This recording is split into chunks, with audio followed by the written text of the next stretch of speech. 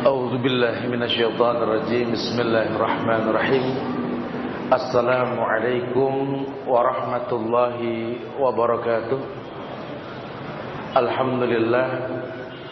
Alhamdulillahilladzi an'amana bi ni'matin katsirah allati biha na'mal salihan litanawulil jannah min babi husnil khatimah.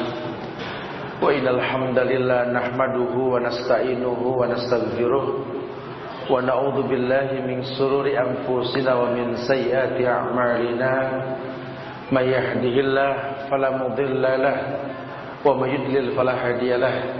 Asyhadu an la ilaha illallah wahdahu la syarika lahu wa asyhadu anna Muhammadan 'abduhu wa rasuluh.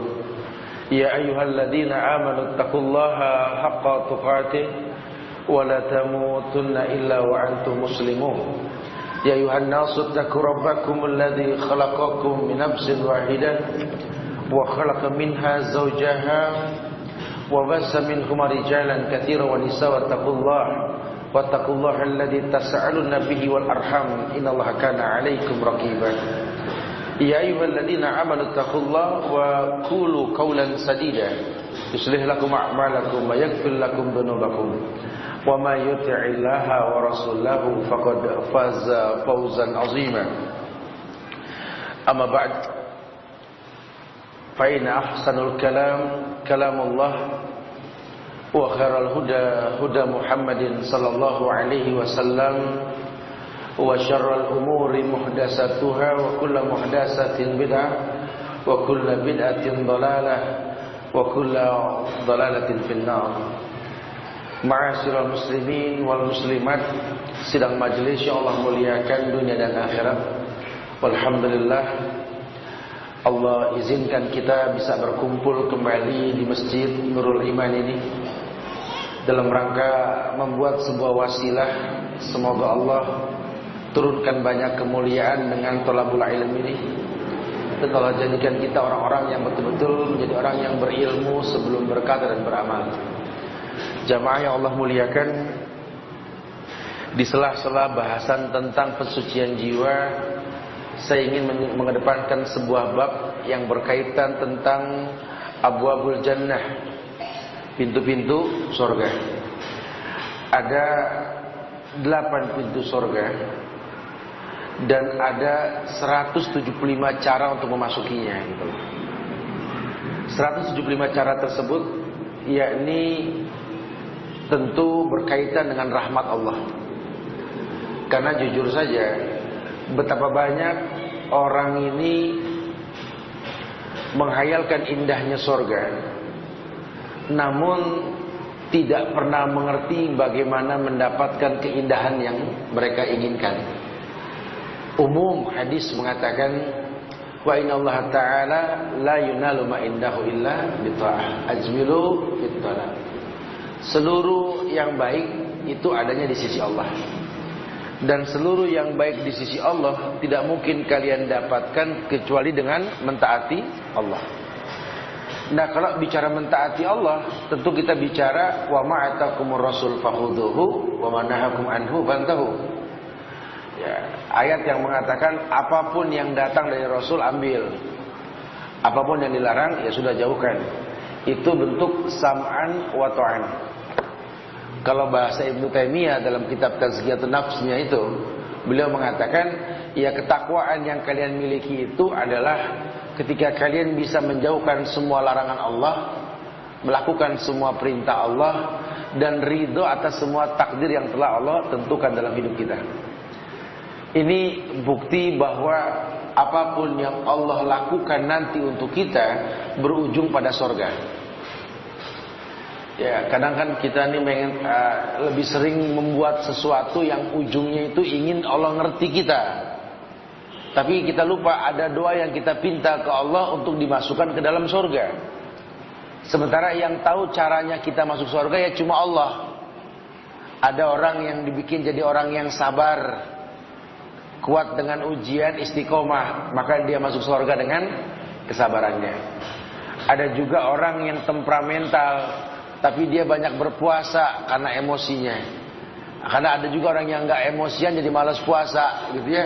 Dia tahu kontrol diri dengan puasa ini penting sekali. Walhasil sudahlah, ujian yang Allah ujikan terkadang dalam rangka membuat diri ini menjadi orang yang khusyuk dalam beribadah kepada Allah. Makanya penting kita berhusnuzon kepada Allah tentang setiap ibadah yang kita lakukan. Jamaah yang Allah muliakan, di sini ada bab yang berkaitan tentang kesempatan meraih pahala dan meraih lebih dari 175 sebab masuk surga dengan kasih sayang Allah. Yang pertama kata ulama, yakni orang yang ingin meraih surga harus mengerti tentang keutamaan tauhid dan hal-hal yang dapat menghapuskan dosa. Karena dikaitkan dengan tauhid dan penghapus dosa. Karena wa maliz zalimina min ansor, gitu. Tidak akan ada penolong buat orang yang berbuat syirik. Sehingga tauhid lawan dari syirik. Udahlah, jangan ngomong surga kalau masih suka main-main dukun. Jangan ngayalin surga kalau masih pakai jimat. Ritual apapun yang kalian lakukan, kalau masih di gesper ada wafat, di dompet dilepitin wafat, bertuliskan Arab, berkainkan hijau, bau jakparon dah. Itu tulisan yang paham, yang nulis sama jin doang. Kita aja nggak paham, cuma nyimpen doang, betul ya? Kalau masih begitu mah mendingan taubat dulu dah. Tidak mungkin surga kau dapatkan dengan cara yang haram. Seperti apa? Seperti banyak orang yang menghayalkan sebuah kebaikan, ya ini dengan cara apa? Dengan cara yang haram. Tidak ada kebaikan dengan cara yang haram, ya tidak ada. Nah, surat Al-An'am ayat 82. Al-An'am ayat 82. Alladzina amanu wa lam yalbisu imanahum bizulmin ulaika lahumul amnu wa hum muhtadun. Antum melihat dah? Di surat Al-An'am ayat 82 ada ayat yang mengatakan alladzina amanu wa lam yalbisu imanahum bizulmin ulaika lahumul amnu wa hum muhtadun. Kalimat muhtadunnya enggak pakai alif lam ya, perhatikan ya. Alladzina amanu, orang-orang yang beriman. Wa lam yalbisu imanahum bizulmin, di mana dia tidak mencampur adukan iman dengan kezalimannya. Bizulminnya juga nggak pakai alif lam, bukan bizulmi, bizulmin. Artinya kezaliman yang nggak dikhususkan. Banyak zolim tuh banyak banget. Mau ente berbuat syirik atau lebih dari itu, atau mungkin yang nggak selevel itu, pokoknya zolim. Ya, ayat mengatakan alladzina amanu, orang yang beriman. Walam yalbisu imanahum bizulmin, di mana dia tidak campur adukan imannya dengan kezaliman. Artinya zalim itu lawan iman. Ulaika lahumul amnu, al-amnunya pakai alif lam. Mereka itulah orang yang mendapatkan ketentraman. Mereka dipastikan mendapatkan ketentraman. Siapa? Orang beriman yang tidak mencampur adukan iman dengan kezaliman. Karena nanti ada juga orang yang beriman tetap berbuat zalim, ada banyak. Ya wallahu alam sababnya.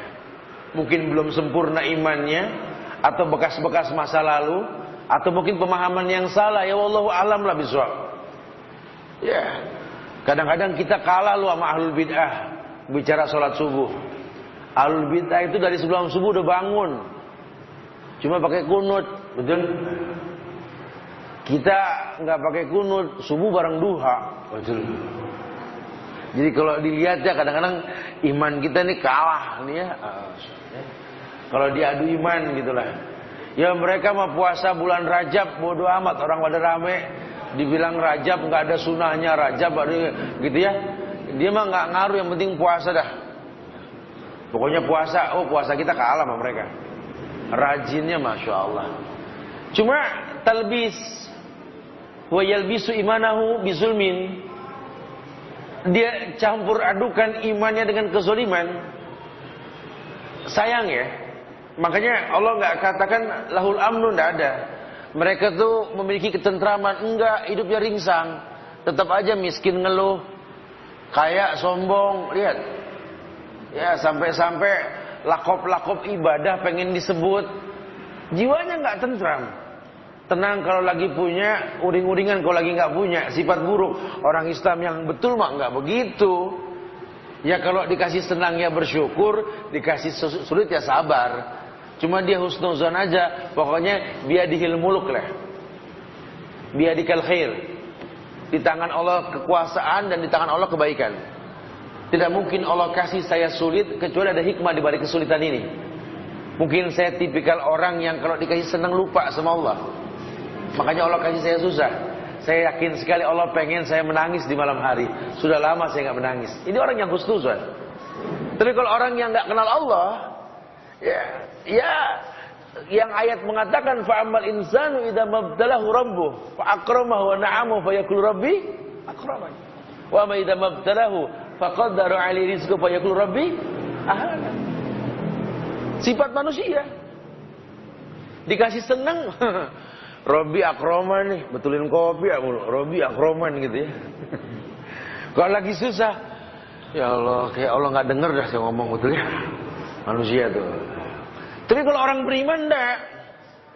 Oh, dia yakin sekali, dia nggak peduli lah. Apapun keadaan di atas dunia, dia yakin sudah la yukallifullahu nafsan illa wus'aha. Dia yakin Allah tidak mungkin ujikan dia di luar batas kemampuannya, tidak mungkin. Yakin sekali dia. Sekalipun dia lahir dari rahim seorang kafirah, perempuan kafir. Ketika dia sudah dewasa, dia masuk Islam, orang tuanya non-muslim, dia nggak banyak mengeluh. Dia tahu sekali mungkin saat ini anak bermanfaat buat orang tuanya. Ketika teman-temannya orang tua bermanfaat buat anaknya, maka dia berhusnuzon. Ini ada hikmah di balik ini semua. Dia yakin sekali Allah tidak mungkin berbuat sebuah kezaliman. Nah, orang yang begini yang dikatakan ulaika lahumul amnu wa hum muhtadun. Mereka lah orang yang al-amnu, orang yang betul-betul mendapatkan al-amnu, ketenangan. Jiwanya tenang. Jiwanya betul-betul damai. Yang dia butuhkan cuma ibadah kepada Allah. Apalah kalau bahasa Rasul, in lam yakun bika alayya ghadabun fala ubali walakin afiyat kau sauli. Enggak peduli saya Allah. Orang mau bilang apa kayak enggak pedulilah. Asal jangan kamu yang marah, itu saja cukup sudah. Ukurannya Allah, bukan manusia. Karena kalau ukuran manusia enggak ada habisnya. Wa hum muhtadun, mereka al-muhtadun, wa hum muhtadun umum. Kezaliman yang mereka enggak campur adukan dalam semua hal. Hum muhtadun, orang yang dapat hidayah. Berarti pintu hidayah itu banyak. Ya. Pintu hidayah itu banyak sekali. Ya, apa yang lampau yang kita sampaikan, antum masih catat surat Muhammad ayat 17. Muhammad ayat 17 yang lampau, kaitkan dengan yang kajian yang lampau. Muhammad ayat 17 itu Allah berfirman, "Walladzina tadau zadahum hudan wa atahum taqwahum." Walladzina tadau, orang-orang yang ihtadau. Orang-orang yang selalu mencari tempat di mana hidayah itu datang. Ini kayak datang ke majelis ilmu, ini ihtadau. Pengen panjang umur, pengen sehat, silaturahmi itu ihtadau. Pengen pinter belajar itu ihtadau. Pengen diangkat derajat, tahajud itu ihtadau. Itu belum tentu, tapi ya itu ihtadau. Kemungkinan besar dapat hidayah. Dengan cara belajar, silaturahmi, tahajud, ya kemungkinan besar lah. Tapi kalau hidayah kembali ke Allah. Zadahum hudan. Karena dia merutinkan itu, kutambahkan hidayah. Dia merutinkan, zadahum hudan, kutambahkan hidayah. Wa atahum taqwahum. Dan kudatangkan ketakwaan. Berarti takwa itu Allah yang datengin. Bukan kita yang merasa bertakwa, bukan. Bukan kita yang merasa suci setelah ibadah. Bukan kita merasa baik setelah berbuat baik, bukan. Perasaan kebaik yang kita rasakan itu Allah yang mendatangkan nanti. Atahum takwahum, kudatangkan ketakwaan padanya. Berarti level takwa nanti Allah yang turunkan. Sehingga kita nggak bisa pukul rata ini orang jadi orang yang bertakwa, orang baik. Belum tentu begitu. Ya, belum tentu. Apalagi sekarang ini banyak sekali orang yang beragama dengan teori. Jangan ngandelin berkah anak yatim, Ustaz.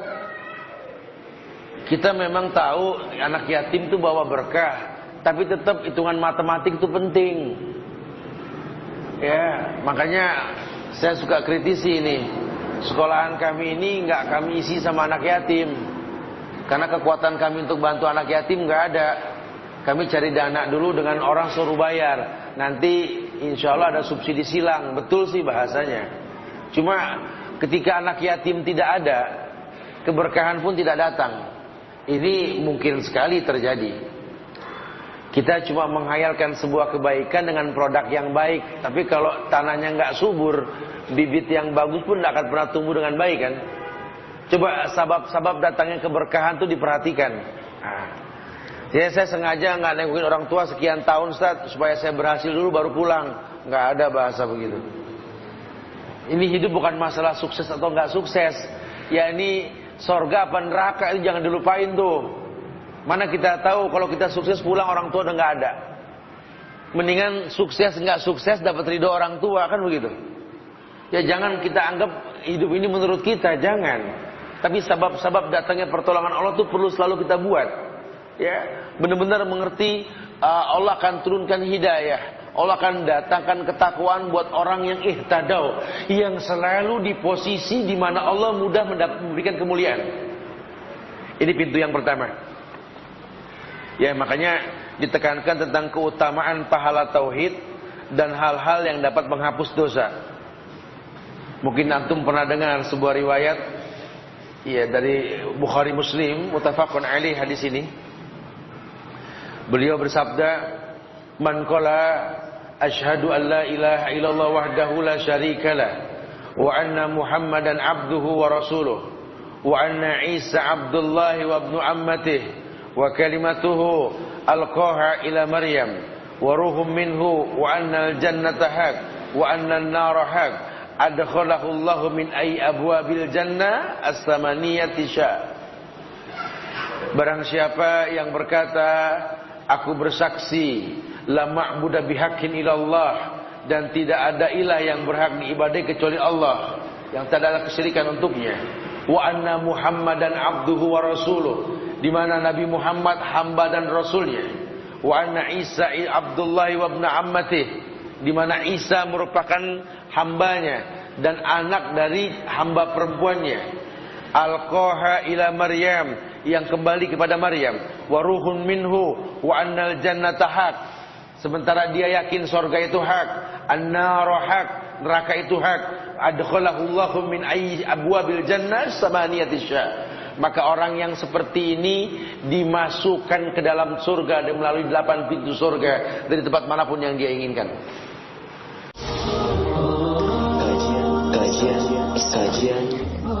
Kajian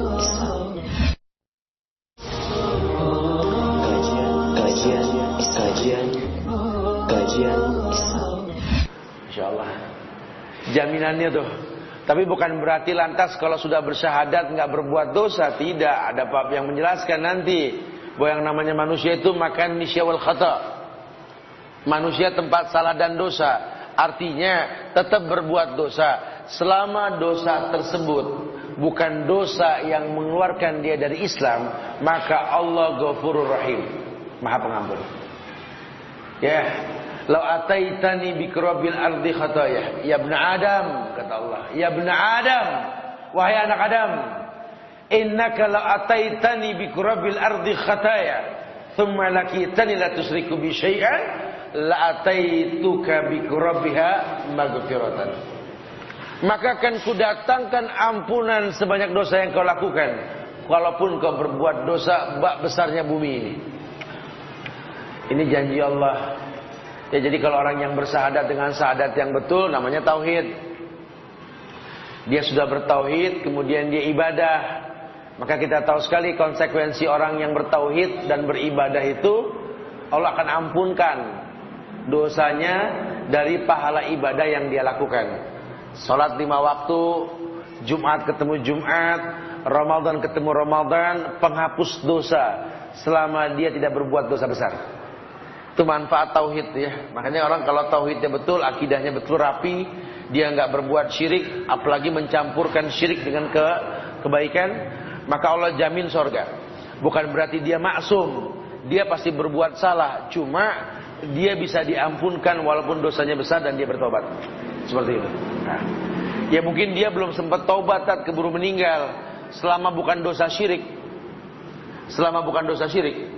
maka anaknya itu bisa memintakan ampun ke Allah untuk orang tuanya yang meninggal dalam keadaan berbuat dosa. Tapi kalau orang tuanya berbuat syirik atau berbeda agama, ketika dia sudah meninggal, maka anaknya tidak akan pernah bisa diterima doanya. Ya, ini makanya kita anak suruh deketin orang tua tuh, kita nggak pernah tahu masa lalunya seperti apa kan. Kalau dia dalam keadaan sakaratul maut, suruh talkinkan, lakinu mautakum la ilaha illallah. Talkinkan orang yang mau meninggal dengan la ilaha illallah. La ilaha illallah, la ilaha illallah. Paling tidak dia meninggal, man kana akhiru kalamihi la ilaha illallah dakhalal jannah. Orang yang akhir kalimatnya la ilaha illallah, surga. Bukan berarti masuk surga langsung, entah mungkin minta ampunnya anak ke Allah, atau sedekah dia waktu hidup, ya, sehingga setiap sedekah itu pahalanya penghapus dosa, atau mungkin dia punya ilmu yang bermanfaat, di mana ilmu itu mengalir ke tempatnya. Banyak orang maslahat karena ilmu yang dia miliki, itu semua penghapus dosa. Ya, jelas sekali ini sebab yang pertama. Yang kedua, yakni kita tahu sekali bahwa orang yang mempertahankan akidah dari hal-hal yang remeh. Jadi kadang-kadang ini kayak cerita apa? Orang masuk surga gara-gara lalat, masuk neraka juga gara-gara lalat, itu kan? Antum pernah dengar ya kayak ini kan? Datang ke sebuah kampung, syaratnya itu memberikan sesajen kepada penunggu kampung tersebut. Ya ini orang nggak mau, ya, dipaksa. Karena dipaksa, ya dia bilang nggak punya apa-apa, ya sedekahlah walaupun seekor lalat. Diambil lalat, dia kasih itu sesajen lalat. Kemudian dia mati neraka gara-gara lalat. Yang satunya tidak mempertahankan diri, enggak, biar kata lalat, enggak bakal ada sedekah buat sesajen gitu ya. Dibunuh, masuk surga. Kan tipis sekali. Mempertahankan akidah itu penting sekali. Ya cuma kan orang bisa mempertahankan ini kan tentu ada sabab.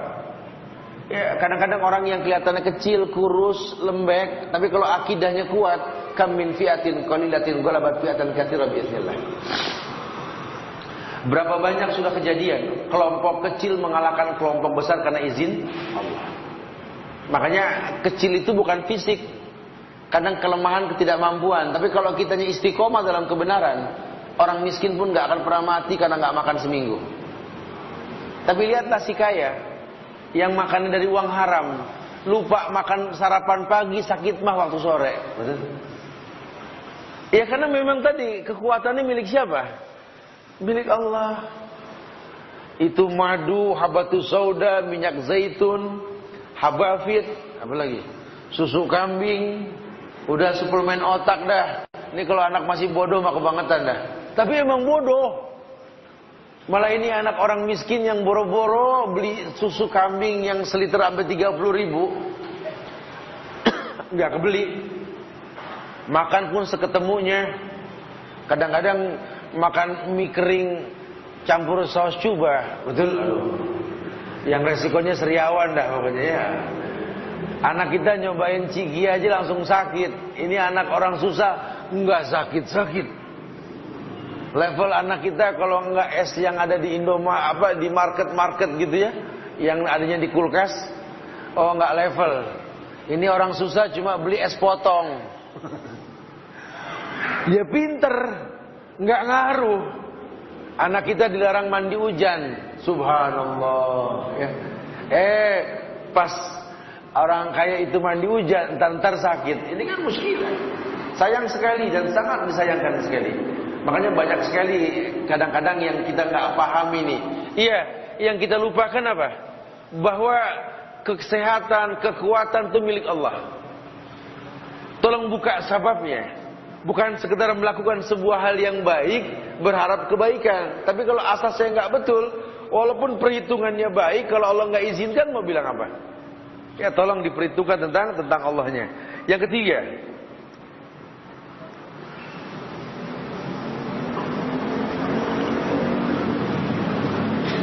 ketiga, doa untuk menghilangkan kesyirikan baik kecil maupun besar betul-betul harus sering diulang-ulang. Ini amal soleh nih. Ya, karena memang ulama meletakkan kata-kata ini, membiasakan membaca doa yang menghilangkan kesyirikan baik kecil maupun besar. Ini merupakan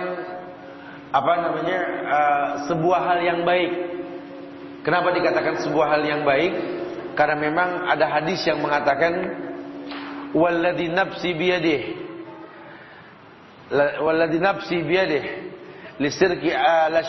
la syirka akhfa min dabibin namlah. Ala adulluka ala syai'in idza qultuhu dhahaba anka qaliluhu wa katsiruhu. Qul Allahumma inni a'udzubika an usyrika bika wa ana a'lam wa astaghfiruka lima la a'lam. Rawahu Bukhari fi Adabil Mufrad, Sahahu Albani. Hadis sahih riwayat Imam Bukhari di dalam Adabul Mufrad. Kata Rasulullah, walladzi nafsi biyadihi la syirk atau li syirki akhfa min dabimin namlah. Ada bagian dari sebuah kesyirikan yang akhfa min dabibin namlah, yang kadang-kadang kesyirikan yang berat ini serasa ringan di mata manusia, seperti ringannya langkah semut hitam di malam yang hitam, di atas batu yang hitam. Udah gak bakal ketahuan. Kan kalau ngomong syirik kayaknya berat, tapi ini syirik cuma kelihatannya ringan. Ala sahabat digituin nanya, ala adulluka ala syai'in idza qultu dhahaba anka qalilu kasiru. Maukah kalian kuberitahukan tentang itu?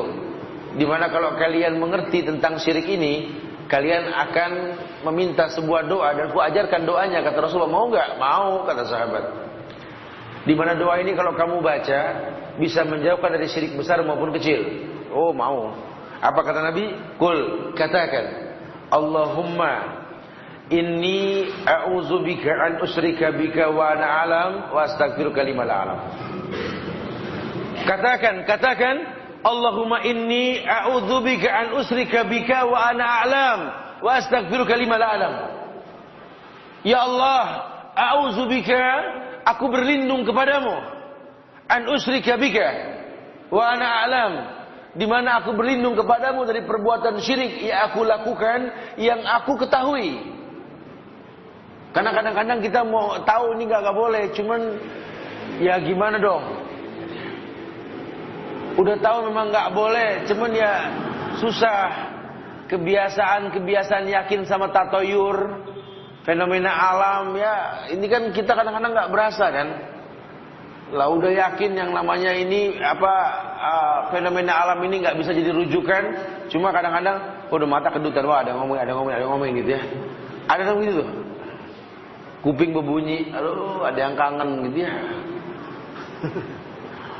Ini kebiasaan-kebiasaan yang perlu dianggap dijauhkan. Dan itu nggak bisa main-main ya. Lagi malam sendiri mau tahajud, kan malam Jumat bagus tahajud. Cuma memang mitosnya malam Jumat udah horor aja dah. Orang kalau malam Jumat dengan ngebungkel tidur dah. Ya. Daripada ibadah tahajud, aduh nggak ada Ustaz. Saya tahu sih pahalanya malam Jumat itu besar lah, ibadah malam Jumat sunnahnya itu ada. Cuma baru ada yang meninggal di gang saya, Tat. Apa urusannya? Cuma yang mau bilang apa? Ya karena memang sudah menjadi sebuah keyakinan kan. Nah, udah gitu barengan ada burung celepuk lagi. Ya rusak dah. Aduh, ini kuntilanak ngapain sih bawa kuda? Kata gitu ya. Katanya itu kalau burung celepuk kendaraan kuntilanak. Itu kan semua kesyirikan. Dosa kita sama tuh burung, untung burung nggak mukallaf, betul? Burung tuh nggak terzolimi, nggak mukallaf ya, nggak ada beban burung itu ya. Jadi antum fitnah tuh celepuk kendaraan kuntilanak juga nggak ngaruh gitu ya, bukan ghibah, emang nggak apa-apa gitu ya. Cuma kan dosanya antum yang tanggung. Coba kalau dia mukallaf, kalau nggak balas dendam dia emang salah aku apa sih kata celepuk gitu. Difitnah jadi kendaraan setan kan nggak boleh ya. Walhasil sudahlah. Sering-sering baca ini. Ini hadis ini buat Abu Bakar ini. Allahumma inni a'udzubika an usyrika bika wa ana a'lam wa astaghfiruka lima la a'lam. Ya Allah, aku berlindung kepadamu dari kesyirikan yang aku lakukan dan aku mengetahuinya itu syirik, cuma aku lakukan. Dan aku berlindung kepadamu dari kesyirikan yang aku enggak ketahui kalau itu syirik. Kita minta sama Allah. Kenapa? Kan kita nggak tahu, Ustaz. Katanya kita suruh minta ampun kalau kita tahu dosa. Kalau sama Allah beda. Sama manusia betul, kita minta maaf kalau emang ada salahnya. Kalau nggak ada salah jangan minta maaf, orang curiga. Ini kebiasaan buruk kita lagi kalau bulan Ramadan ketemu Idul Fitri, ini kan Rajab, Sya'ban, Ramadan. Ya, bentar lagi Ramadan nih nggak berasa nih. Biasanya kalau udah masuk Idul Fitri kebiasaan salam-salaman minta maaf. Ya. Maafin ya. Kalau yang paham kan emang kenapa begitu ngobrol gitu. Kalau contohnya taqabbalallahu minna wa minkum, suruh saling doa minta maaf ya. Minta maaf jangan nunggu Idul Fitri, dari sekarang kalau punya salah minta maaf, selesai. Ya, tapi kalau sama Allah, wa a'lam wala a'lam, sekalipun aku tak mengetahui tentang dosaku, ampunkan aku ya Allah. Ini sama Allah. Kenapa berkaitan dengan kesyirikan? Karena wa maliz zalimina min ansar. Tidak ada penolong buat orang yang berbuat syirik. Sampai kapanpun, baik kecil maupun besar. Kalau dalam syarah Kitab Tauhid ya, oleh Syekh Shalal Al-Utsaimin, Syekh Muhammad Shalal Al-Utsaimin, beliau orang yang mengatakan bahwa syirik kecil itu kalau dirutinkan jadi besar. Ya, ini pernah kita kaji ini selama setahun setengah di Darut Tauhid Gegerong ini ya. Cuma sempat terhenti sekarang jadinya ya. Kitab Tauhid sudah sampai, alhamdulillah. Ini betul-betul supaya tidak talbis iblis. Ya, karena ibadah ini harus murni. Ala lillahi dinul khalis. Cuma milik Allah agama yang bersih. Bersih dari kesyirikan. Itu agama Islam. Makanya kalau sampai ada orang Islam tapi tetap pakai jimat, ya Al-Fatihah mah Al-Fatihah, ihdinas siratal mustaqimah sama, tapi habis baca Al-Fatihah masang sosok, ada gitu ya. Al-Fatihah mah sama, cuma demen amat sama bid'ah. Udah gitu bikin spanduk lagi gede banget dengan acara Isra Mi'raj, Maulid, semoga Allah berikan kemuliaan buat bangsa ini. Masya Allah. Dalam tanda kurung dengan bid'ah ini semoga Allah muliakan bangsa ini gitu. Ya mau bilang apalah ya, ini dahsyatnya Syiah ini sudah mengontaminasi negeri kita ini ya. Makanya kalau orang Indonesia paham tentang Syiah dan presiden paham tentang Syiah gitu ya, ini agenda tanggalan tahunan dirubah semua dah. Udah terlanjur agenda negeri ini agenda Syiah, betul? Acara Maulid tanggal merah, betul? Isra Mi'raj tanggal merah, ya. Nuzulul Quran tanggal merah, ya, Muharram tanggal merah. Coba lihat dah. Nah kalau mungkin nggak percaya sama Ustadz Subhan, tanya sama Ustadz Gogol atau Syekh Yufid, tanya dah, nggak usah dah. Tanya siapa yang duluan membuat ritual itu, nanti keluar tuh. Mereka itu Bani Ubaid Al-Qadda Al-Fatimiyun, Syiah Fatimiyah. Ya makanya hikmahnya besar sekali dah sekarang, alhamdulillah nih. Kasus Yaman nih bikin hikmah yang banyak sekali nih. Ya, bikin hikmah yang banyak sekali.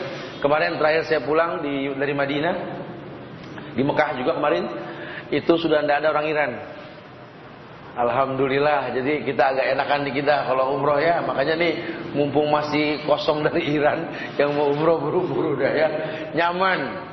Udah nggak ada lagi dari ritual yang aneh-aneh ya, walaupun tidak hilang yang namanya Syiah, ada juga dari Irak, dari Aljazair, dari mana ada, tapi nggak sebanyak biasanya lah. Ya hikmahnya besar sekali, bukan Saudi yang larang. Pemerintah Irannya sendiri yang melarang bangsanya untuk datang ke Saudi.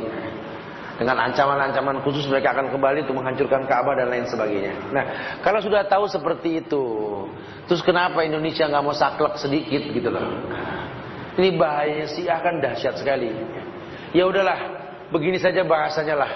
Ya, jujur saja, kalau seandainya Anda mengatasnamakan umat Muhammad, ayat disampaikan laqad kana lakum fi Rasulillahi uswatun hasanah. Telah ada suri toladan yang terbaik pada diri Rasulullah sallallahu alaihi wasallam. Ya, sepakat kan kita bilang, mau NU, Muhammadiyah, Persis, Al-Irsyad atau apalah yang ada di Indonesia. Ya, jujur kalau kita yakin sama ini ayat, relakah kita hadis-hadis Nabi itu dikhianati oleh orang-orang yang merusak hadis? Itu orang Syiah, laknatullah ala Syiah. Kalau enggak, tolong jangan jadikan kebiasaan Syiah sebagai kebiasaan kalian. Itu ritual Maulid Isra Mi'raj itu bukan tradisi NU, itu Syiah. Orang NU jujur sedikit lah. Kita bicara Islam bukan bicara partai. Yuk lindungi agama kita dari kemaksiatan bid'ah Syiah ini. Sudah, kita buka baju sedikit. Kita enggak ngomong organisasi, kita ngomong Islam. Wallahi, lau kana khairan la sabaquna ilaih. Karena kalau baik itu kau lakukan, sahabat Nabi sudah melakukan, jujurlah sedikit, takutlah kepada Allah.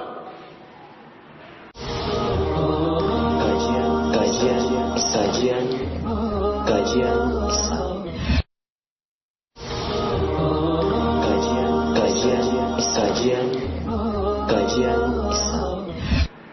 Ini kan satu bukti kita seorang muslim itu mencintai Islam, mencintai hadis-hadis Rasulullah sallallahu alaihi wasallam.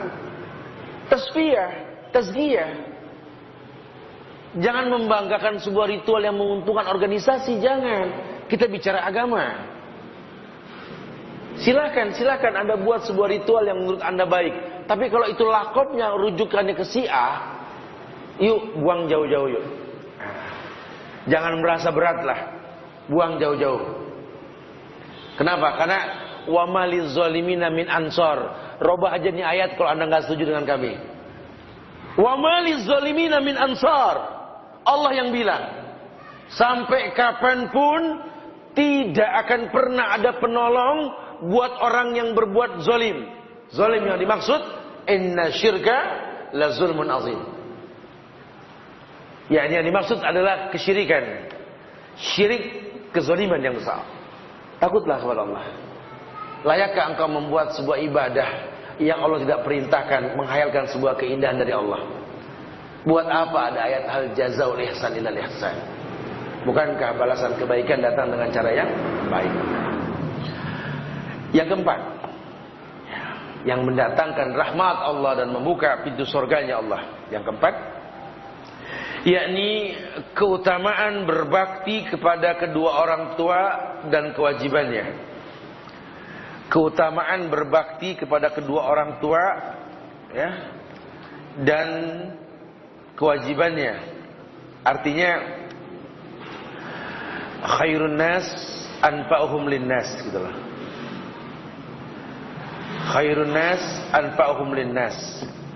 Sebaik-baik manusia itu yang paling bermanfaat buat manusia lainnya.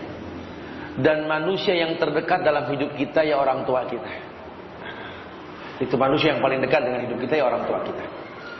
Makanya kalau sampai kita belajar, datang ke majelis ilmu, ngapalin Quran, belajar bahasa Arab, memperdalam hadis, bagus. Tapi kalau hubungan kita sama orang tua rusak, nggak ada untungnya tuh. Anda nangis tiap tahajud malam, Anda hafalkan Quran sekian juz, dihormati karena agama dan rutinitas hajinya. Tapi sama orang tua nggak akur, Malaysia, apa manfaatnya? Nggak ada manfaatnya. Ya, kita minta sama Allah, ambil semua yang kumiliki, ambil ya Allah, ambil. Ini cuma titipan, tapi tolong ya Allah, jaga tali kasihku pada kedua orang tuaku. Itu yang paling baik. Karena tidak ada kemuliaan hidup di atas dunia ini kalau kita nggak ada hubungan baik sama orang tua kita. Mungkin kita orang yang nggak punya apa-apa, kemampuan dunia kita nggak miliki. Tapi kalau ridho orang tua kita miliki, demi Allah, seluruh penghuni langit pun akan ridho dengan kita. Ini kan penting sekali. Ini banyak sekali di antara kita semangat dalam beragama, cuma sama orang tua kita nggak baik. Oke lah. Kita bahasa orang tua khusus. Tapi secara umum kalau Imam Syafi'i itu kita kalau mengaku pengikut Imam Syafi'iyah, itu Imam Syafi'i itu Anda bisa lihat dalam kitab Al-Umm itu. Beliau orang yang mengatakan kalau ketemu sama orang yang tua, lebih tua dari dia. Orang tua siapa aja lah, pakai orang tua. Imam Syafi'i itu nggak pernah nanya gimana-gimana. Dia langsung mengatakan dalam dirinya, betapa beruntungnya orang yang tua ini. Kenapa? Karena dia lebih dulu beribadah kepada Allah ketimbang saya. Kalau dia lihat orang yang lebih kecil, dia mengatakan, betapa beruntungnya si kecil ini. Karena saya lebih dulu berdosa ketimbang anak kecil ini. Betapa merendahnya Imam Syafi'i. Ya ini menandakan apa? Bukti nyata. Kalau kita berilmu, hormatlah sama orang yang tua. Dan kalau membiasakan menghormati yang tua, mencintai yang muda, kita sudah memiliki satu uslub dalam dakwah. Sehingga mungkin kalimatnya sama, qala Allah wa qala Rasulnya sama. Tapi kalau caranya kan bisa berbeda. Qala Allah yang kita katakan kepada orang tua dengan qala Allah yang kita katakan kepada anak-anak ya berbeda. Bukan kalimatnya yang berbeda, intonasi, teknik penyampaian. Ini jadikan sebuah tradisi. Bagaimana sama orang yang tua, sama yang seumuran, sama yang anak kecil. Ini uslub. Kita jangan main sampaikan dalil kalau posisi dia belum jelas siapa gitu. Ya makanya ini yang paling baik adalah cara-cara Rasulullah SAW. Nabi nggak peduli di situ ada siapa, beliau sampaikan saja dakwah. Sehingga ketika dia tahu siapa yang memusuhinya, maka beliau mulai mendekati orang-orang tersebut. Tahabu. Saling memberi hadiah, timbul cinta. Ya, belajar mensyukuri kebaikan yang pernah orang lakukan sama kita. Sekali-kalilah kita datanglah ke guru-guru ngaji kita dulu. Ya, saya sering sampaikan di beberapa tempat ini bahwa kalau kita dulu pernah belajar alif ba ta sama seorang ustadzah 20 tahun yang lalu, 25 tahun yang lalu lah, zaman masih anak-anak kita kan. Tengokilah dia. Rumahnya yang sederhana nggak berubah, cuma warna cat saja yang agak sedikit diganti. Assalamualaikum ustazah. Ustaz, waalaikumsalam. Temuin guru ngaji kita dulu. Mungkin ilmu kita sudah lebih dari dia, cuma kan melalui dia kita bisa seperti ini kan. Temuin. Masih ingat gak ustaz? Ustazah, masih ingat gak? Siapa ya? Kan lupa deh pasti kan. Yang ngumpetin Quran dulu. Ingat masa lalu gitu kan. Ya Allah, udah gede, emang gede dari dulu gede. Ya, yang bikin surprise ya alhamdulillah nih ustazah, doa kalian, didikan kalian, saya bisa jadi seperti ini. Banyak dititipin sama Allah lah alhamdulillah. Makanya sebagai balas kasih yang mungkin gak kebalas lah kebaikan anda, ya besok bikin paspor dah, kita berangkat. Masya Allah, ngimpi apa gak ngimpi, bener nih mak. Senengin ya. Orang-orang soleh itu Masya Allah. Jadi buatlah sebuah karya cipta dalam hidup ini. Bukankah sering disampaikan dalam sebuah ayat di mana Allah berfirman, "Wadhkur ibadan Ibrahim, Ishaq wa Ya'qub ulil aidi wal absar." Wadhkur ibadana Ibrahim, Ishaq wa Ya'qub ulil aidi wal absar. Banyak nabi, banyak rasul. Allah perjelas 3 manusia mulia ini. Wadhkur ibadana Ibrahim, Ishaq wa Ya'qub. Antum kalau tahu sejarah 3 manusia ini, bapak, anak, cucu. Karena kan bapaknya Ibrahim, anaknya Ishaq, cucunya Ya'qub. Pelajari dah. Ulil aini wal absar. Allah titipkan dari mereka, dari tulang sumsum mereka, para nabi dan rasul. Kenapa? Karena nenek moyang para nabi dan rasul ini orang yang punya karya cipta dalam hidupnya. Lihat Ibrahim, dari masih muda berani ngelawan kekufuran, kesyirikan. Bahkan uniknya Ibrahim apa? Kerjaannya ngancurin patung. Tapi doanya apa? Doanya, wajnubni wa baniya an na'budal asnam. Artinya apa? Allahu alam. Wajnubni wa baniya an na'budal asnam.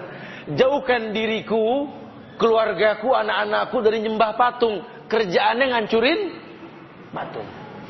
Ini kan unik sekali. Di mana letak keunikannya? Pemahaman Ibrahim bahwa dia manusia, anaknya manusia, cucunya manusia, yang dasarnya makan Indonesia wal khata, tempatnya salah. Unik sekali kan? Lihat Ishak. Lihatlah kemuliaan Ishak, subhanallah. Kesabaran Ishak, lihat. Manusia mulia, saudaranya Ismail. Baca sejarah beliau. Sehingga Allah lahirkan dari tulang sumsumnya keturunan Yakub dan seterusnya sampai Isa. Kalau Muhammad dari Ismail, beda nanti. Dan sama dengan kita, kalau kita pengen punya keturunan yang berkarakter, karya cipta apa yang kita buat di atas dunia ini? Sehingga nanti anak-anak kita tuh berwarna karena karya cipta yang kita lakukan. Ya, seorang pejuang akan melahirkan anak-anak pejuang. Lihatlah. Seorang yang betul-betul bermanfaat untuk Islam, lihat keturunannya pasti akan ada yang jadi seperti itu. Makanya ada istilah kata kacang nggak kebuang lanjaran. Silsilah itu penting. Kita lihat anak orang soleh, kalau emang kita belum nikah, ya boleh deketin dah. Ya. Tempel. Ya, kalau udah nikah ya boleh juga kalau diizinin. Gitu ya. Artinya betul-betul pengen punya anak ahli Quran, ahli hadis, boleh. Ya, jangan ahli nyanyi, jangan ya. Ini nggak boleh ngeliat yang licinan dikit, goyang di panggung, jadi besok. Nggak kepikir kalau dia hamil kita mati, anak di tangan siapa? Takutlah kepada Allah. Kalau kita meninggal, anak di tangan penghafal Quran kan enak. Ya paling tidak ada prospek baik lah insya Allah gitulah. Tapi kalau kita nggak perhatikan pasangan kita siapa, rusak kesananya nanti. Makanya hati-hati. Letakkan sebab. Apalagi sampai nikah poligami pakai bohong. Nggak ada kebaikan dengan mukadimah bohong, nggak ada, sudah. Habis kalau nggak bohong, kapan poligaminya? Saat taubat, kalau begitu nggak ada, gitu ya. Tidak ada kebohongan menghasilkan sebuah kebaikan, tidak ada. Ya, ini sering sekali dipakai sama ikhwan-ikhwan nih. Ya kalau jujur nggak boleh, ya, berarti belum bisa namanya. Kalau jujur diizinin tuh berhasil namanya. Karena makanya bohong. Mana ada yang namanya zolim kebohongan menghasilkan sebuah kebaikan? Tidak ada. Ya, jadi jangan pernah menghalalkan sebuah kedustaan. Jujur, kalau belum memang nggak memungkinkan merusak yang ada, berarti belum layak. Jangan dipaksakan. Ya kan, anak udah jujur, nggak dikasih, diem-diem, ya nggak begitu bahasanya, gitu ya. Mudarat nanti timbulnya, ya berarti Anda belum berhasil mendidik yang pertama untuk mengerti bahwa itu merupakan syariat. Kenapa sih kalau bid'ah aja pasang spanduk kok jujur malu-malu, gitu loh? Yang dosa terang-terangan kok yang benar malu-malu gitu loh. Ini kan muskilah. Ya jadi kadang-kadang kita nggak mempertontonkan sebuah keindahan. Ya tapi kalau dijadikan sebuah ilmu, ya kayak di negeri Arab jadi ilmu kan, tradisi. Ya, mereka tahu hukumnya seperti apa, nggak ada masalah sudah. Sama dengan ikhwan-ikhwan yang mungkin megang hukum sunnah. Kalau kita ikut-ikutan ya nggak nyaman dipandang. Anda pakai janggut saja, kalau seandainya Anda nggak berilmu tentang janggut, PD-nya kurang. Yang ada akhirnya dikepang, dilipet gitu ya, biar kelihatan pendek gitu ya. Anda sudah tahu hukum isbal nggak boleh, cuma karena Anda belum berilmu main gulung aja gitu ya. Ya pokoknya penting nggak isbal. Ada ustad, ada ustad, ada ustad, ada ustad. Ustad pulang balik lagi kayak wirid gitu ya. Jangan, kita jadi nggak pede. Padahal di Islam ini kita harus percaya diri. Kalau berilmu enak. Antum bangga, lawang anak begini ada perintahnya kok. Antum nggak bergaul ke sono, nggak enak tat, anak doang yang nyunah. Ya Allah, bukan antum bangga, antum doang yang betul gitu kan? Nah, jadi kadang-kadang suka lucu ya. Anak bukan anak nggak mau gaul tat, anak nggak enak tat. Cuma anak doang yang sering kajian, yang lain kagak gitu kan?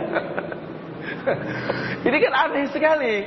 Ya, jadi jangan sampai ini sudah kebalik ini. Lawang yang bid'ah pasang baliho. Kajian cuma broadcast doang. Gimana sih? Harus terang-terangan lawang kita benar. Hadirilah kajian sunnah di Masjid Nurul Iman. Mari tingkatkan ibadah kita kepada Allah, gapailah kemuliaan sunnah. Pasang baliho kalau perlu. Patung Anda, saya dulu Anda, antar di sini dah. Gitu ya. Jadi terang-terangan kalau perlu pakai baliho sekalian gitu loh. Lawang kebenaran. Itu perbuatan bid'ah gede-gedean, Masya Allah. Ya Ustaz nggak usah dipoto, nggak usah ya, tulisan aja gitu ya. Ya ayo bismillah gitu loh. Mau kapan lagi? Ulil aidi wal absar. Buktikan dengan karya cipta gitu loh. Kalau takut izin Pemda apa segala, Kira-kira ikhwan yang di rumah di pinggir jalan, izinin dah bikin spanduk yang gede biar kebaca, tanah pribadi gitu loh. Pertontonkan gitu, sudah saatnya. Jadi kalau enggak, ini Syiah ini merajalela, akhifillah. Mereka sudah menang, ada di kalender loh. Tiap rumah kita punya kalender merahnya Syiah, betul? Ini kan bahaya sekali. Mereka sudah terang-terangan. Nah kalau kita nggak mempertontonkan kesenangan kita dengan sunnah, ya sampai kapanpun mereka akan merasa nyaman dengan perbuatan mereka. Ayo transparan sudah. Kita kumpulkan dana, kita buat baliho, iklan, kajian yang besar, dan lain sebagainya. Betul-betul menyiapkan sebuah kemuliaan. Kalau perlu fasilitasi ini kajian-kajian dengan yang sunnah gitu loh. Apa caranya terserahlah. Ya dari mulai air minumnya, apanya, ayo sama-sama. Ya suddu ba'dukum ba'dah. Saling mendukung. Akan intisar nanti kalau sudah begitu. Islam akan tampak jelas di mana-mana insyaallah. Iya. Surat An-Nisa ayat 36 pada bab keutamaan berbakti kepada kedua orang tua ini menjadi dalil. An-Nisa ayat 36.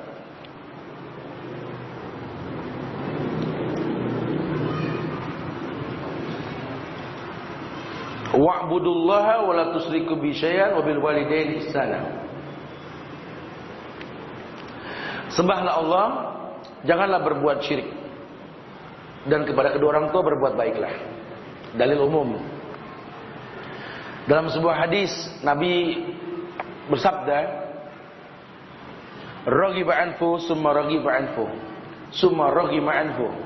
Qila man ya Rasulullah? Qala man adraka abawaihi indal kibar, ahaduhuma aw kilaihima, falam yadkhulil jannah.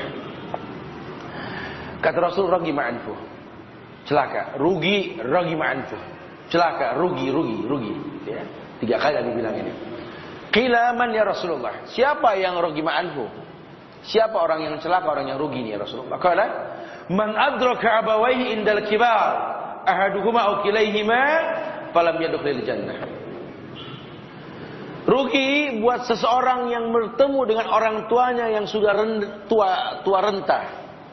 Baik satu maupun keduanya, dia tidak masuk surga, tuh rugi banget. Rugi. Pusing-pusing belajar tiap hari, kajian rutin tiap minggu, ngapalin tiap pagi, sama orang tua nggak akur, rugi ma'anfo, rugi. Mulai kritisi nih. Kok saya makin berilmu makin sombong ya sama orang tua, cara ngomong saya ada yang salah nih. Jangan-jangan ongkos yang Anda pakai untuk kendaraan Anda, baik bahan bakar maupun ongkos angkot yang Anda bayarkan, uangnya nggak jelas tuh. Jangan-jangan baju yang Anda pakai ini nggak betul nih. Sehingga ilmu dapat, cuma nggak ada berkahnya, gitu. Ya, ilmu dapat cuma nggak ada berkahnya. Bukan nggak pernah tahu hukumnya sama orang tua berbuat baik, tahu, tapi prakteknya itu nggak akur sama orang tua. Ini banyak kasus kayak gini, banyak banget ya. Makanya pelajari tuh yang namanya orang tua, ya Allah. Udah dah, kurang lebih dah kita sama orang tua tuh sebenarnya kalau boleh jujur gitu ya. Orang tua suka, kita juga suka sebenarnya. Cuma mungkin kita jarang mempertajam rasa suka aja. Ya namanya anak sama orang tua kurang lebih dah. Ya apa sih namanya, selera hampir mirip, semua hampir sama. Ya coba sih biasakan kalau kita makan, minum yang enak, kebayang mereka gitu loh. Kalau kita senang dengar suara teman kita ketika ditelepon, jadikan rasa suka itu ada pada kita mendengar suara orang tua. Coba buat. Apa sih yang membuat enak, yang buat bakal ngangenin kalau ketemu sama orang tua? Ya mulailah kita janji kalau kita ketemu sama orang tua, supaya besok ditunggu kedatangan kita, antum bisa men-setting. Ma bawa makanan nih, coba makan. Oh enak, tapi yang enak mah yang udah minggu depan saya bawain lagi ntar. Bikin janji. Jangan bikin kapok dengan kedatangan kita. Ini mah makan mak.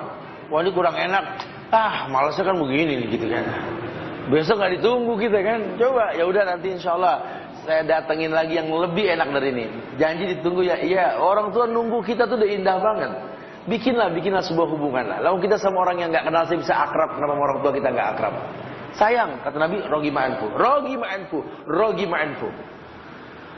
Celaka. Qila man ya Rasulullah? Siapa ya Rasulullah? Man adraka abawaihi indal kibar ahaduhuma. Kalimatnya abawaihi. bukan ummahati, tapi abawaihi. Ini ayah tanpa merendahkan ibu. Karena yang sering terjadi kasus kita nggak akur sama ayah, orang laki khususnya, betul. Abis ayah saya gitu tuh kagak mau kalah kalau ngomong, iya orang tua. Iya orang tua, kita juga bakal ngalamin nanti tuh masa, betul. Ya sudah, merendah saja, ya udah, masya Allah ya, bikin dia tuh senang. Ya kalau ukuran babak kita udah nungguin anaknya, berhasil berarti. Ini kan langka kejadian kayak begini kan, masya Allah. Taib, iya. Ini yang keempat. Kemudian yang kelima yakni keutamaan dan kewajiban menyambung tali silaturahim. Ini pun sama menjadi penyebab orang masuk surga. Hukum asalnya bersatu lebih dikedepankan. Bukan berarti berpisah itu nggak diperbolehkan. Karena yang namanya talak juga ibadah kan. Kalau bersatu menimbulkan kerusuhan, maka berpisah adalah sebuah kemuliaan. Tapi tetap hukum asalnya bersatu lebih baik. Tidak ada satu hadis pun yang mengatakan khilaf itu sebuah kebaikan, tidak ada. Apalagi sebagian mengatakan khilaf itu rahmat. Tidak ada. Karena hukum asalnya bersatu itu rahmat. Lita'arafu, untuk saling mengenal. Sambung silaturahim. Man arada ayub satu fi rizki wa yunsa'lahu fi asarihi falyasil rahimahu. Orang yang pengen disihatkan badannya, dipanjangkan umurnya, dibanyakkan rezekinya, sambung silaturahim. Maka sampai kapanpun adalah sebuah kebaikan. Dalam riwayat lain penekanan tentang hadis ini, beliau bersabda dalam riwayat yang sahih riwayat Imam Muslim, la yadkhulul jannah qati'ur rahim. Qati'ur rahim. La yadkhulul jannah qati'ur rahimin, gitulah. Rahimnya enggak pakai alif lam. Qati'u rahimin. Tidak akan pernah masuk surga orang yang memutus tali kasih. Jadi apa aja nih, memutus hubungan dagang sama orang baik, cuma pengen cari yang lebih murah tanpa sebab yang kuat. Padahal ketika berhubungan dagang dengan dia, melalui kita banyak keluarganya terjamin. Tapi kita tutup itu rezekinya. Atau lebih mempercayai kredit konvensional karena lebih kecil kompensasinya gitu ya. Kalau pakai bank syariah gede banget Ustaz. Padahal itu lebih syar'i ketimbang yang konvensional. Nah, kita memilih yang lebih kecil tapi konvensional ketimbang yang besar tapi syariah. Ini sama. Kita memutus kebaikan. Kebiasaan-kebiasaan baik kita yang tadinya warawiri pakai motor bisa silaturahmi kemana saja kita sampai. Sekarang tanpa alasan yang kuat, kebutuhan yang tepat, kita ganti dengan mobil, sehingga kita bukan kita yang dulu. Ya akhirnya kita nggak sempat sampai kemana-mana. Kalau alasannya kuat silakan ya. Artinya saya beli mobil ini buat bawa barang, buat apa silakan. Silakan, nggak ada masalah. Tapi kalau cuma untuk tuntutan dunia saja, salah. Akhirnya yang lincah kamu dengan motor bisa masuk ke gang mana aja, ketemu siapa, sekarang nggak bisa. Ya durasi kamu ketemu sama orang nggak selincah dulu. Buat apa hidup kalau kita nggak bisa bersilaturahmi? Sementara yang bikin sehat badan kan itu. Banyak rezeki adalah itu, betul? Tolong jangan putuskan pada kebaikan. Karena rahimnya di sini umum. Bukan antara saudara saja, bukan. Ya antara teman, ya orang yang kita bantu. Ada batasannya sampai kapan. Jangan kita lupakan begitu saja. Ada kita kasih, nggak ada datengin. Maaf saya nggak bisa kasih. Jangan blank begitu saja. Karena khawatirnya kebaikan hilang dalam kehidupan. Dalam semua hal. Sampai saya katakan tadi, Anda pernah punya guru yang belajar alif ba'ta. Dulu belajar alif ba'ta. A'awali'a ana minal mu'nimu a'awali'a. Baba walibabna minal mubnimu baba waliba. Sama guru-guru kita dulu, temuin. Temuin mereka. Hormati mereka. Karena kita bisa ngaji karena huruf yang mereka ajarkan.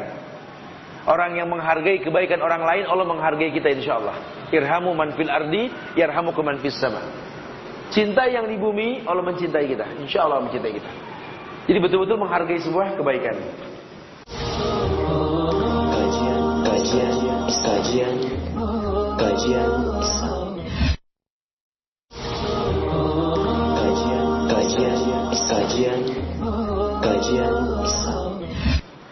An Anas radhiyallahu anhu mauqufan. babani yu'ajjilani fid dunya, al-baghyu wal qati'atur rahim. Kata Anas bin Malik dalam sebuah hadis yang mauquf, ya. Tapi hadis ini diriwayatkan oleh Bukhari dalam kitab Adabul Mufrad, tapi hadis ini mauquf, ya. Dari Anas bin Malik, dia berkata ada dua pintu yang disegerakan azabnya di dunia. Yang pertama adalah al-baghyu. Al-baghyu yaitu kezaliman. Al-baghyu, kezaliman. Yang kedua waqati'atur rahim, dan orang yang suka mutus silaturahim. Ini azabnya langsung. Kezaliman, al-jaza bi jinsil amal, balasan tergantung perbuatan. Waqati'atur rahim, dan pemutus silaturahim. Orang yang mutus silaturahim, lihat, sadar nggak sadar, kok hidup saya ringsang ya sekarang ya, temperamental, emosian. Coba kritisi, subhanallah, ini kerjaan bikin saya jarang lagi datang ke orang tua, nggak pernah nemuin om kita, tante kita, nggak pernah nemuin sahabat-sahabat kita. Ya, lihat, kontan langsung. Kok badan dikit-dikit sakit, kena angin masuk angin, kena hujan pilek. Ini ada yang salah nih.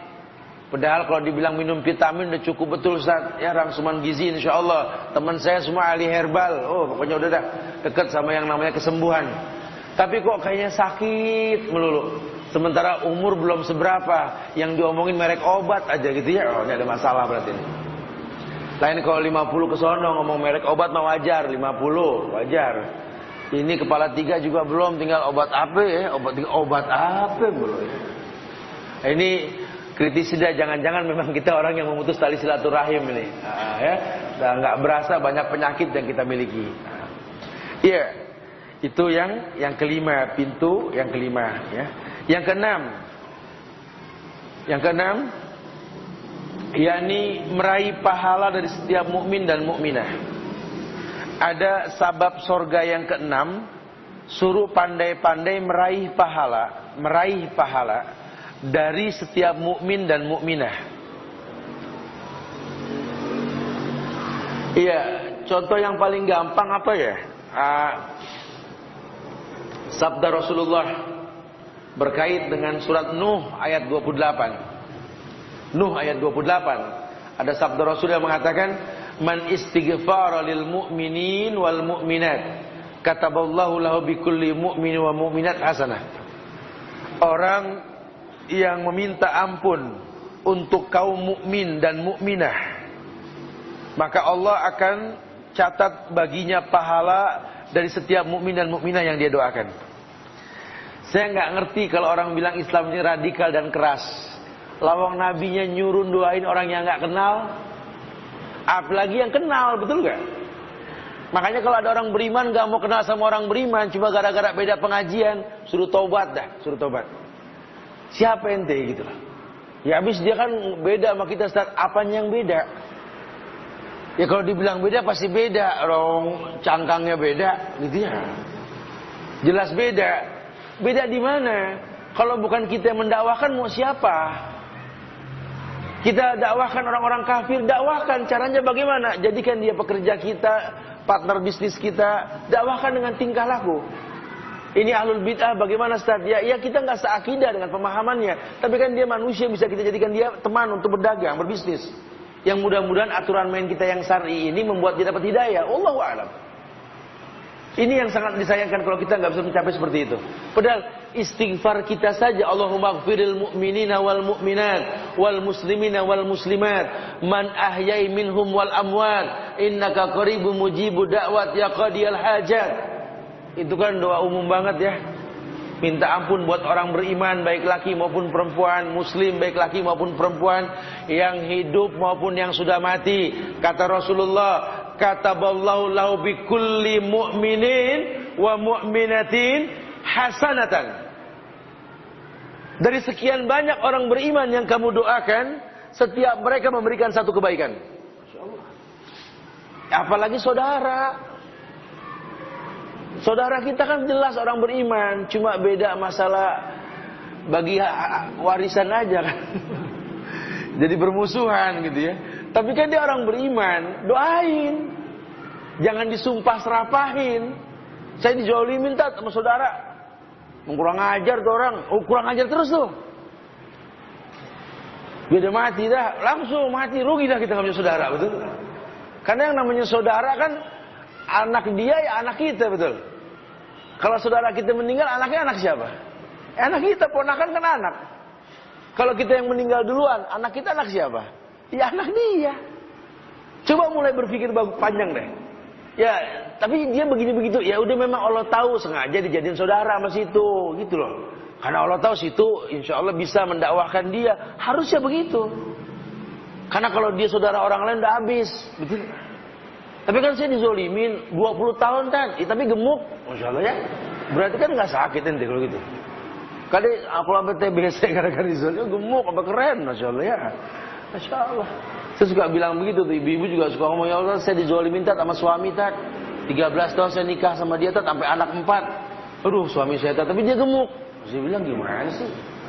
Zolim tapi sehat gitu ya. Jadi kadang-kadang kezoliman menurut kita bukan menurut Allah. Ya, makanya jadilah orang yang bermanfaat buat orang lain, itu lebih baik lah. Ya, jadilah orang yang bermanfaat buat orang lain, itu lebih baik. Surat Nuh ayat 28 tadi Allah berfirman,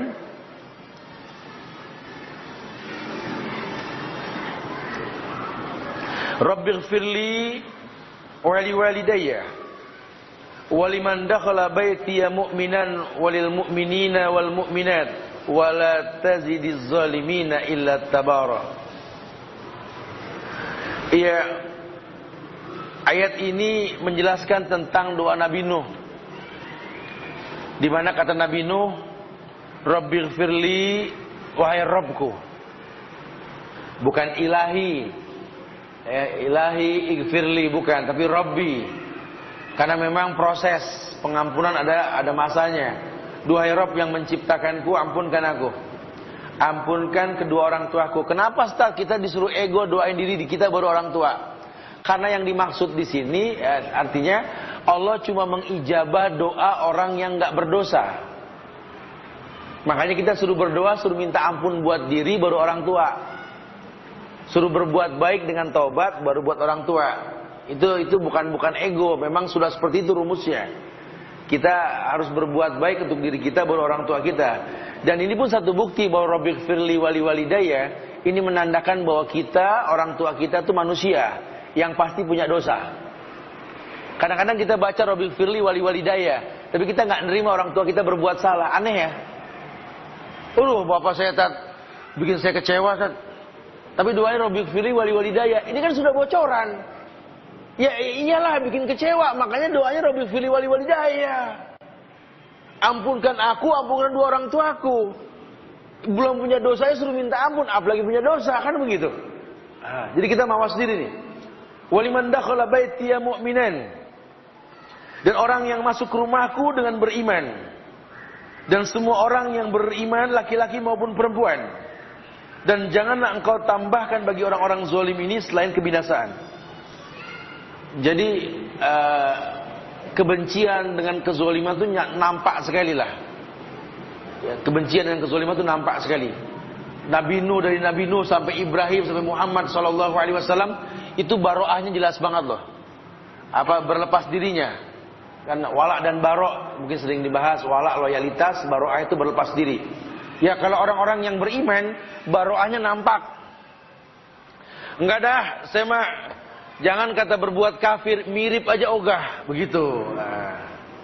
Ya kalau dibilang saya main bola, bukan berarti saya kayak pemain bola kafir, bukan. Karena ulama memperbolehkan lah main bola. Kenapa? Olahraga, betul? Umum lah olahraga boleh lah. Asalkan nggak melanggar syariat, nggak membuka aurat, silakan. Tapi kalau suruh mirip sama orang-orang kafir, rambutnya enggak dah. Apalagi sampai tato rambut enggak dah, gitu ya. Ya segala mohak. Tahiyat sani, tahiyat awal tuh rambut enggak. Enggak ada rumusnya kayak begitu. Main bola sehat, enggak usah mirip sama orang kafir. Jadi diri sendiri. Ya, nama juga enggak perlu pakai dibule-bulein lah, ya. Kadang-kadang kita suka niru-niru orang-orang kafir namanya, nggak usah. Ya nama asli kita, biar orang mau ngeledekin emang udah panggilan, ya udah mau bilang apa. Malah jadi baiknya percaya diri gitu loh. Nah, para nabi dan rasul ini orang yang betul-betul bura'u minkum gitu loh. Wa mimma ta'buduna min dunillah kafarna bikum. Kami berlepas diri dari karakter kalian. Apalagi dari yang kalian sembah. Kami berlepas diri. Kamu nyembah selain Allah, maaf, kita nggak pernah bisa nerima itu. Tidak bisa nerima itu. Ya, terus suruh nyontoh mirip sama kamu. Oh enggak, orang Islam jelas beda. Makanya bahasa Nabi apa? Khaliful Yahud wan Nasara. Wahsus sawarib wahfuliha. Berbedalah kalian sama Yahudi Nasrani. Tipiskan kumis, panjangkan janggut. Tujuannya berbeda.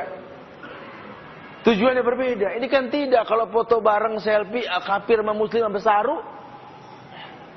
Kenapa? Karena orang Islamnya nggak berbangga dengan sunnahnya gitu loh. Dan berbangga dengan sunnah itu bukan sombong.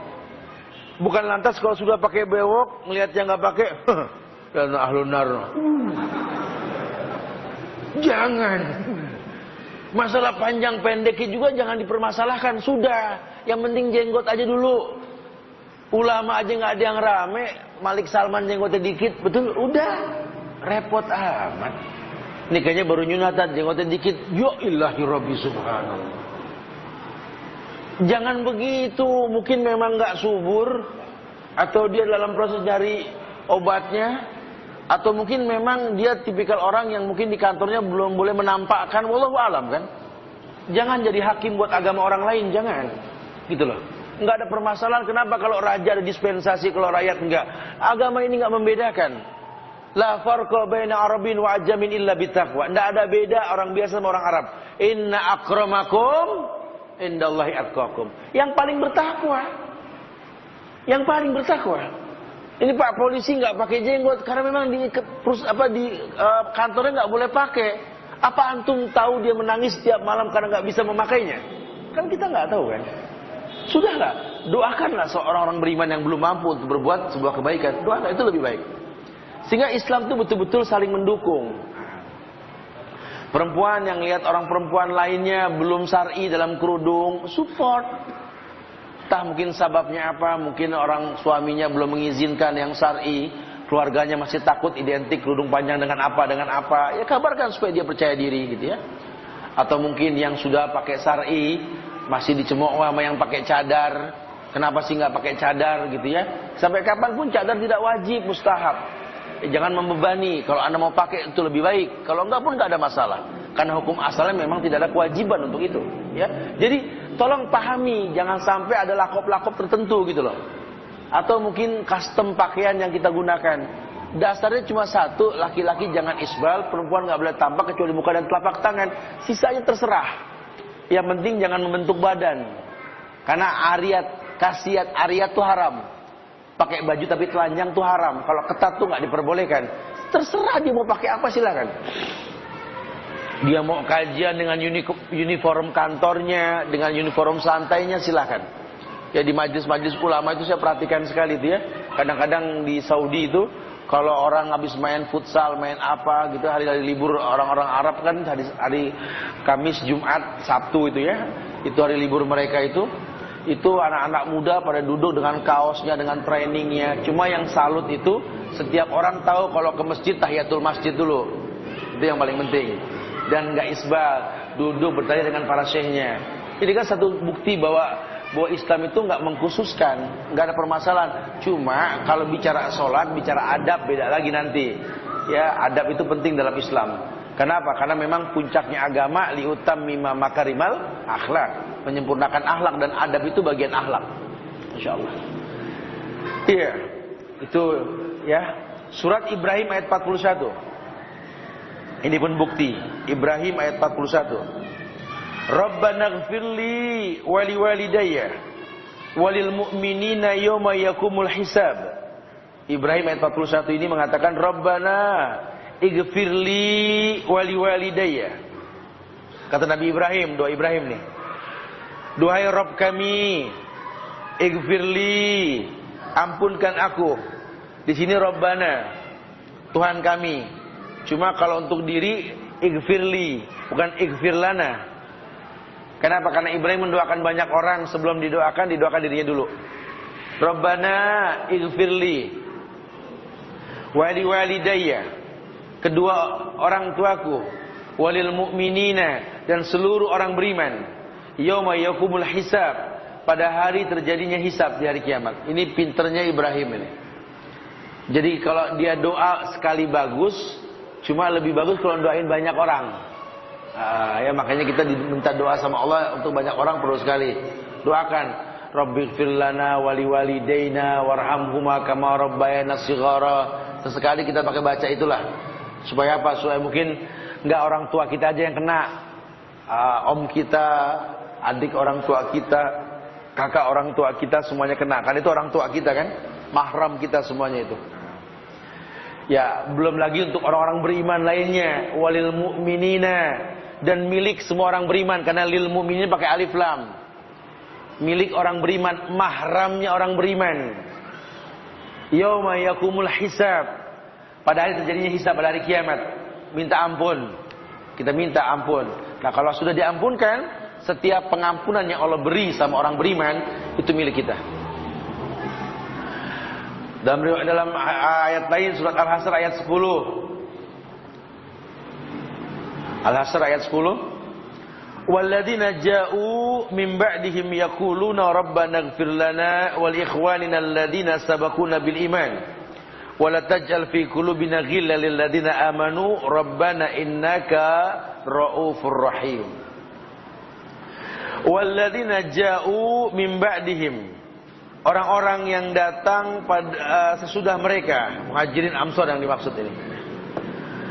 Yakni yaqulun, mereka berkata, Muhajirin Ansar ini berkata, mereka berkata, Rabbana ighfir lana wa li ikhwanina alladzina sabaquna bil iman.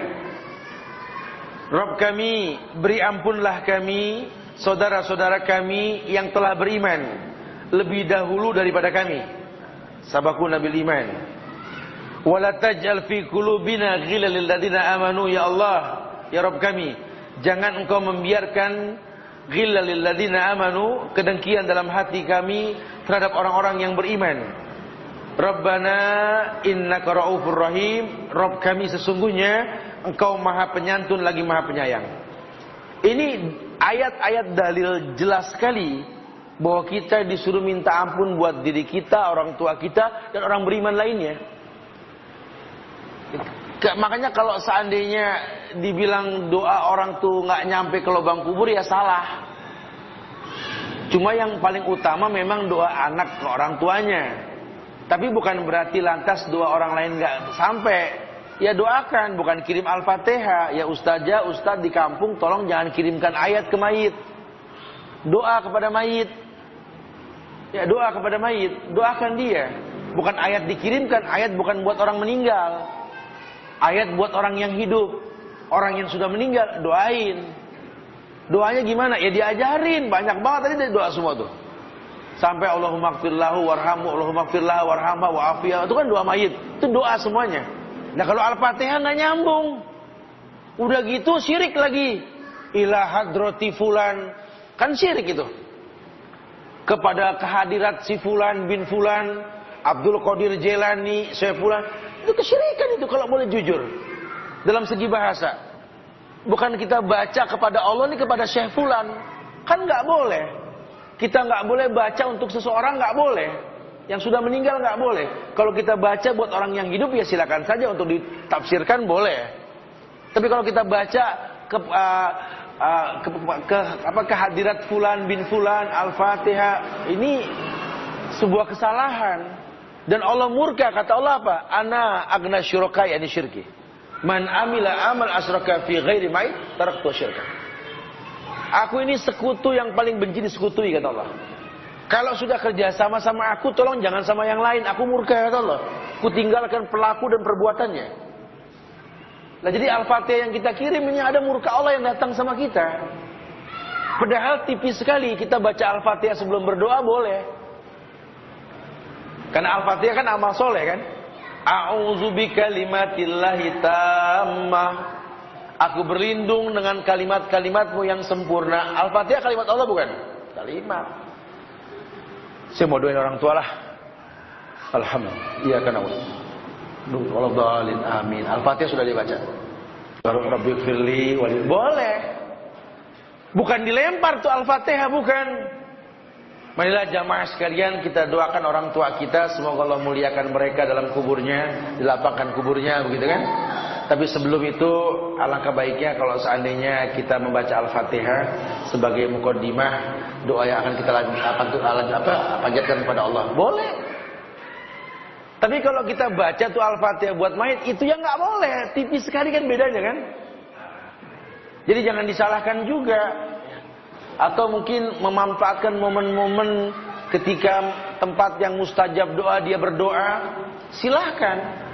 Antum yang nggak paham tentang ini kadang-kadang suka mengklaim, ini Ustadz berdoa ketika ceramah, wah agak beda nih begitu ya. Udah kalau antum duduk di majelisnya Syekh Abdul Razak bin Abdul Muhsin Al-Abbad, wallahi beliau selalu berdoa dalam kajiannya. Dan selesai berdoa dia melakukan kafaratul majlis.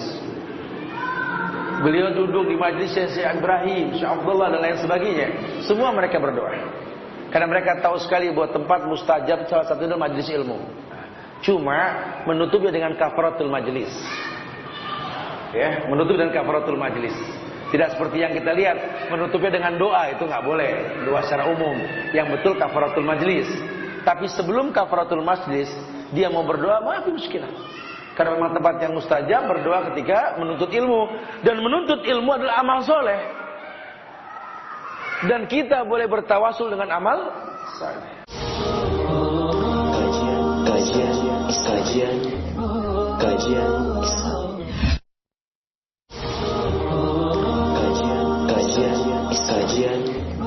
Kajian Islam. Iya.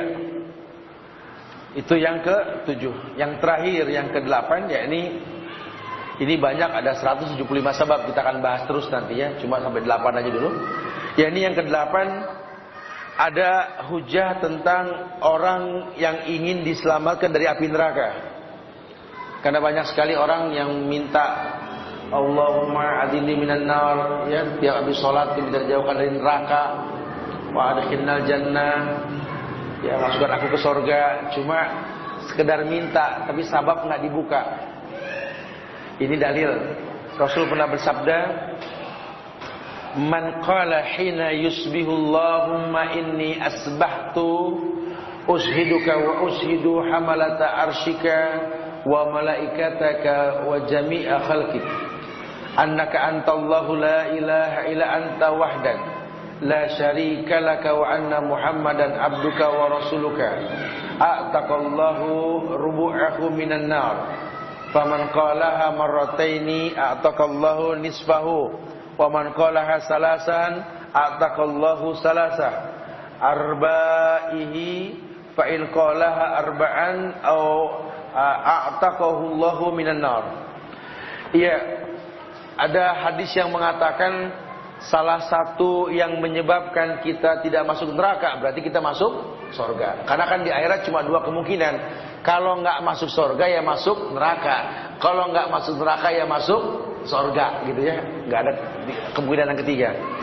Hadis mengatakan man qala hina yusbihu, orang yang memasuki waktu pagi kemudian dia mengatakan atau mengucapkan Allahumma inni asbahtu, ya Allah sesungguhnya aku telah memasuki waktu pagi, ushiduka wa ushidu hamalat arshika wa malaikataka wa jami'a khalqik annaka antallahu la ilaha illa anta wahdak. yakni orang yang mengatakan ya Allah sesungguhnya aku telah memasuki waktu pagi dengan menyatakan persaksian kepadamu, para malaikat yang memikul arasy-Mu, seluruh malaikat-malaikatmu dan seluruh makhluk ciptaanmu, bahwa sesungguhnya engkau adalah Allah zat yang disembah, yang tiada ilah yang berhak diibadahi dengan benar kecuali engkau, yang tak ada sekutu bagimu. Aku bersaksi Muhammad adalah hambamu, rasulmu, a'taqallahu rubu'ahu minan nar. Maka kalau dia baca seperti itu, niscaya Allah akan menyelamatkan seperempat dirinya dari api neraka. Baca aja itu, ada zikir pagi petang ya. Baca aja. Allahumma bika asbahna wa bika amsayna wa bika nahya wa bika namut wa bika nusyur. Dan seterusnya kita baca itu ya. Itu seperempat badan kita diharamkan neraka menjilatnya. Kalau dibaca 2 kali berarti setengah badan kita. Berarti kalau dibaca 4 kali badan ini terjamin dari neraka. Masya Allah. Tapi bukan cuma dibaca. Karena orang sudah mengatakan la ilaha illallah aman. Enggak. Ada juga yang la ilaha illallah depannya sajen. Ada yang begitu. Mau ngasih pala kebo ke Nyi Roro Kidul baca Al-Fatihah. Baiklah masyarakat sekalian, kita akan menyerahkan kepala kerbau ini kepada si Nyai gitu ya. Al-Fatihah. Ini azabnya gede banget orangnya. Ya sama sama orang yang gunting pita acara bid'ah itu. Marilah kita buka acara bid'ah ini dengan Al-Fatihah gitu ya. Aduh Masya Allah. Aduh MUI greget dikit ngapa sih? Pegel sih betul-betul ya. Nggak takut ente sama Allah. Ini kan bahaya sekali. Lawang nabimu bilang kullu bid'ah dolalah wa kullu dolalatin finnar. Mau diputer kemana sih gitu loh. Jangan takut sama masyarakat, takut sama Allah. Karena ini bahaya sekali ini. Hukum telah nyata, bayanatil hukum, al-halal bayyin wal haram bayyin wa umuru bainahuma mustabihat la ya'lamuhunna katsirun minan nas faman ittaqa syubhat faqad istabra li dini wa irdih. Hati-hati dengan hukum ini. Halal jelas, haram jelas, halal haram tengahnya syubhat. Hukum telah dijabarkan. Syubhat memang enggak semua paham, tapi yang meninggalkan syubhat, menjaga agama dan kehormatannya jelas sudah. Sampai Nabi ngomong sambil menangis di ketika khutbatul hajjahnya, beliau mengatakan apa? Taraktu fikum mistal bayda, lailukum kanaharikum. Ya Allah, aku tinggalkan kalian putih bak cangkang telur, yang gelapnya malam demi Allah seterang siangnya. Hukum sudah jelas, tidak ada yang tersembunyi.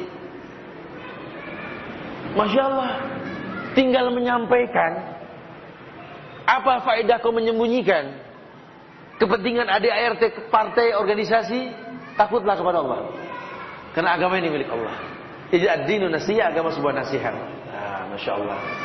Ya ikhwan, akhwati fillah, ini 8 sebab yang menjadikan Allah bukakan kita pintu surga. Nah kita berharap kepada Allah ini mudah-mudahan sisa pintunya ini bisa kita bahas nanti yang akan datang insya Allah ya.